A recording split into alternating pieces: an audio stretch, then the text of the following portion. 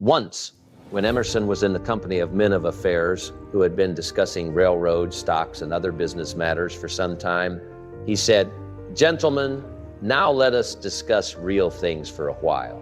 Emerson was called the dreamer of dreams because he had the prophetic vision that saw the world as the higher civilization to come. Tens of thousands of men and women stand today where he then stood almost alone. Edison is a dreamer because he sees people half a century hence using and enjoying inventions, discoveries, and facilities that make the most advanced utilities of today seem very antiquated. His mind's eye sees as curiosities in museums 50 years hence those mechanisms and devices which now seem so marvelous to us. Dreamers in this sense are true prophets. They see the civilization that will be long before it arrives, as it was the dreamers of '49 who built the old San Francisco and made it the greatest port on the western coast. So after the recent great earthquake and fire, when the city lay in ashes and 300,000 people were homeless, it was the dreamers of today who saw the new city in the ashes, where others saw only desolation, and who, with indomitable grit and the unconquerable American will that characterized the pioneers of a half-century before, began to plan a restored city greater and grander than the old.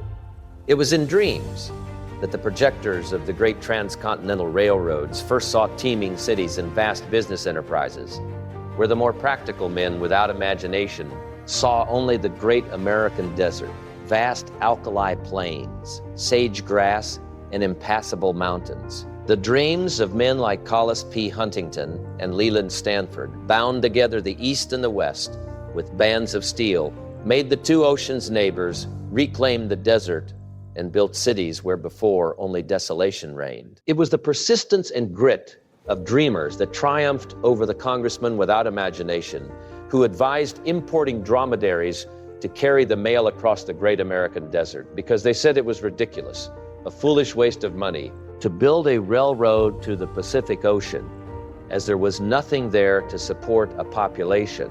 It was such dreamers as those who saw the great metropolis of Chicago in a straggling Indian village, who saw Omaha, Kansas City, Denver, Salt Lake City, Los Angeles, and San Francisco many years before they arrived, that made their existence possible.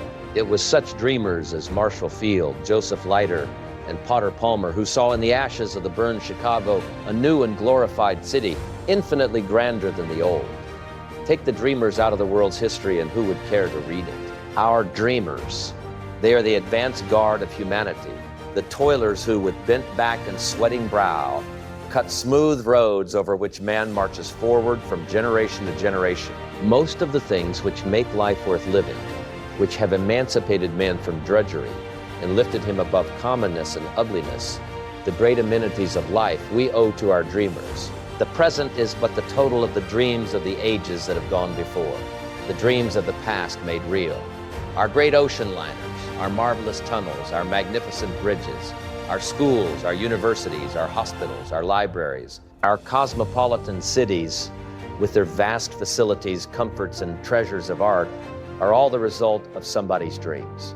We hear a great deal of talk about the impracticality of dreamers, of people whose heads are among the stars while their feet are on the earth.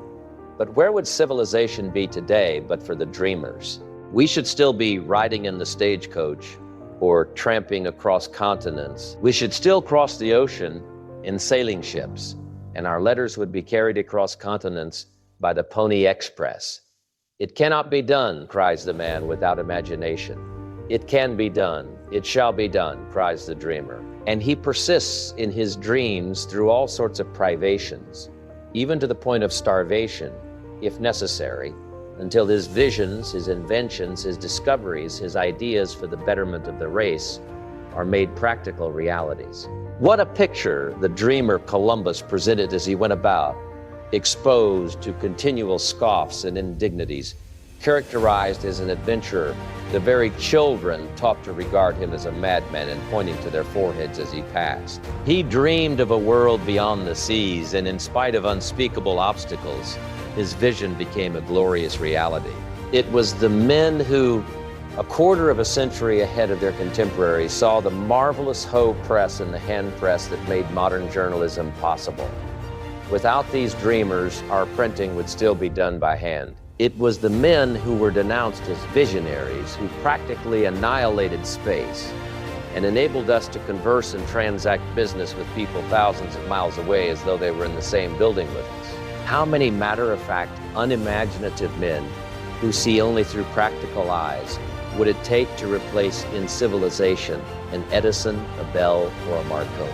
The very practical people tell us that the imagination is all well enough in artists, musicians, and poets, but that it has little place in the great world of realities. Yet all leaders of men have been dreamers. Our great cartons of industry, our merchant princes, have had powerful prophetic imaginations. They had faith in the vast commercial possibilities of our people. If it had not been for our dreamers, the American population would still be hugging the Atlantic coast. The most practical people in the world are those who can look far into the future and see the civilization yet to be. Who can see the coming man emancipated from the narrowing, hampering fetters, limitations, and superstitions of the present day? Who have the ability to foresee things to come with the power to make them realities? The dreamers have ever been those who have achieved the seemingly impossible. Our public parks, our art galleries, our great institutions are dotted with monuments and statues which the world has built to its dreamers, those who saw visions of better things, better days for the human race. What horrible experiences men and women have gone through in prisons and dungeons for their dreams which were destined to lift the world from savagery and emancipate man from drudgery. The very dreams for which Galileo and other great scientists were imprisoned and persecuted were recognized as science only a few generations later. Galileo's dream gave us a new heaven and a new earth. The dreams of Confucius, of Buddha, of Socrates have become realities in millions of human lives. Christ himself was denounced as a dreamer, but his whole life was a prophecy, a dream of the coming man, the coming civilization. He saw beyond the burlesque of the man God intended, beyond the deformed, weak, deficient, imperfect man heredity had made, to the perfect man, the ideal man, the image of divinity. Our visions do not mock us. They are evidences of what is to be, the four glimpses of possible realities. The castle in the air always precedes the castle on the earth. George Stephenson, the poor miner, dreamed of a locomotive engine that would revolutionize the traffic of the world. While working in the coal pits for 6 pence a day, or patching the clothes and mending the boots of his fellow workmen to earn a little money to attend a night school, and at the same time supporting his blind father, he continued to dream. People called him crazy. His roaring engine will set the houses on fire with its sparks, everybody cried. Smoke will pollute the air. Carriage makers and coachmen will starve for want of work. See this dreamer in the House of Commons when members of Parliament were cross-questioning him. What, said one member, can be more palpably absurd and ridiculous than the prospect held out of locomotives traveling twice as fast as horses? We should as soon expect the people of Woolwich to suffer themselves to be fired off upon one of Congreve's rockets as to trust themselves to the mercy of such a machine going at such a rate. We trust that Parliament will, in all the railways it may grant, limit the speed to 8 or 9 miles an hour, which is as great as can be ventured upon. But in spite of calumny, ridicule, and opposition, this crazy visionary toiled on for 15 years for the realization of his vision. On the 4th of August, 1907, New York celebrated the centennial of the dream of Robert Fulton. See the crowd of curious scoffers at the wharves of the Hudson River at noon on Friday, August 4th, 1807, to witness the results of what they thought the most ridiculous idea which ever entered a human brain, to witness what they believed would be a most humiliating failure of the dreams of a crank who proposed to take a party of people up the river to Albany in a steam vessel named the Clermont. Did anybody ever hear of such an absurd idea as navigating against the current of the Hudson River without sail? Scornfully said the scoffing wiseacres. Many of them thought that the man who had fooled away his time and money on the Clermont was little better than an idiot, and that he ought to be in an insane asylum. But the Clermont did sail up the Hudson, and Fulton was hailed as a benefactor of the human race. What does the world not owe to Morse, who gave it its first telegraph? When the inventor asked for an appropriation of a few $1,000s for the first experimental line from Washington to Baltimore, he was sneered at by congressmen. After discouragements which would have disheartened most men, this experimental line was completed, and some congressmen were waiting for the message, which they did not believe would ever come, when one of them asked the inventor how large a package he expected to be able to send over the wire. But very quickly the message did come, and derision was changed to praise. The dream of Cyrus W. Field, which tied two continents together by the ocean cable, was denounced as worse than folly. How long would it take to get the world's day-by-day news but for such dreamers as Field? When William Murdoch, at the close of the 18th century, dreamed of lighting London by means of coal gas conveyed to buildings in pipes, even Sir Humphrey Davy sneeringly asked, "Do you intend taking the dome of St. Paul's for a gasometer?" Sir Walter Scott, too, ridiculed the idea of lighting London by smoke, but he lived to use this same smoke dream to light his castle at Abbotsford. "What?" said the wise scientist. "A light without a wick? Impossible." How people laughed at the dreamer, Charles Goodyear, who struggled with hardships for 11 long years while trying to make India rubber of practical use. See him in prison for debt, still dreaming while pawning his clothes and his wife's jewelry to get a little money to keep his children from starving. Note his sublime courage and devotion to his vision, even when without money to bury a dead child, while his 5 other children were near starvation and his neighbors were denouncing him as insane. Women called Elias Howe a fool and crank, and condemned him for neglecting his family to dream of a machine which has proved a blessing to millions of their sex. The great masters are always idealists, seers of visions. The sculptor is a dreamer who sees the statue in the rough block before he strikes a blow with his chisel. The artist sees vision of the finished painting in all its perfection and beauty of coloring and form before he touches a brush to the canvas. A is every palace, every beautiful structure, first the dream of the architect. It had no previous existence in reality.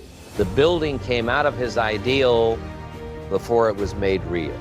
Sir Christopher Wren saw St. Paul's Cathedral in all its magnificent beauty before the foundations were laid.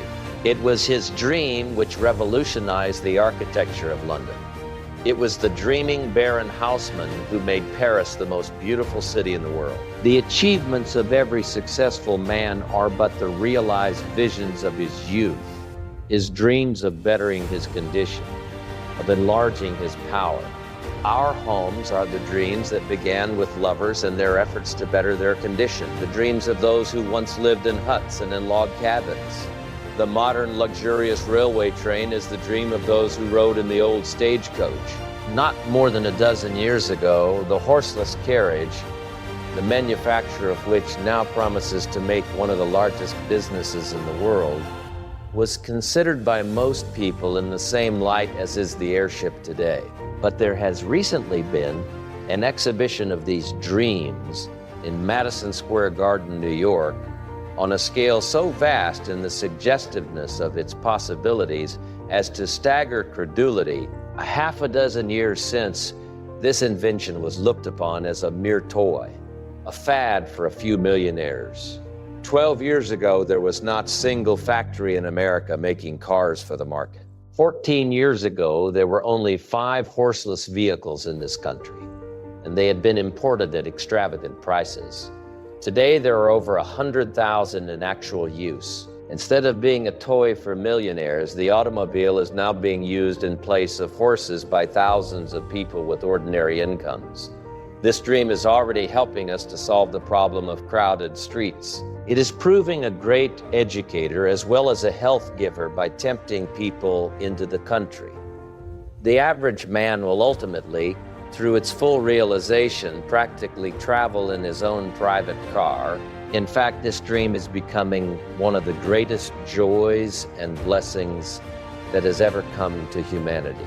It was the wonderful dream and steel of Carnegie, Schwab, and their associates, together with that of the elevator creator, that made the modern city with its skyscrapers possible. Who would rob the poor of this dreaming faculty that takes the drudgery out of their dry, dreary occupations?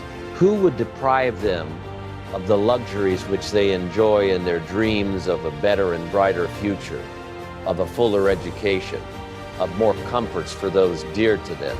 There is no medicine like hope, no incentive so great, and no tonic so powerful as expectation of something better tomorrow. Dreaming is especially characteristic of the typical American.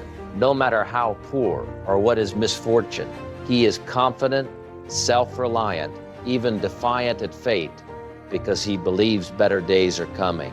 The clerk can live in a store of his own, which his imagination builds. The poorest factory girl dreams of a beautiful home of her own.